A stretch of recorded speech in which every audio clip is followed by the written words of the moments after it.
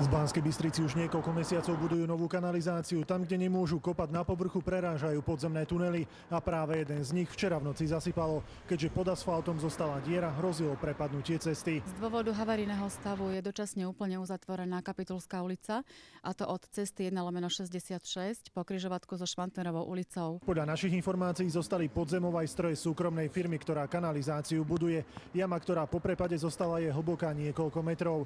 Čo zával spôsobilo, sa nám nepodarilo zistiť. Nikto z firmy nám nechcel poskytnúť oficiálne informácie. Mestská polícia sa dostavila na miesto, kde sa snažila túto vzniknutú dopravnú situáciu vyriešiť a pomôcť v tejto oblasti najmä tým, že vyprázdnila ulicu Kuzmányho, kde boli stojace motorové vozidlá. Dopravu v súčasnosti riadi polícia. Ľudia sa do centra mesta dostanú len cez Kuzmányho ulicu, čo v pracovných dňoch skomplikuje dopravu v meste.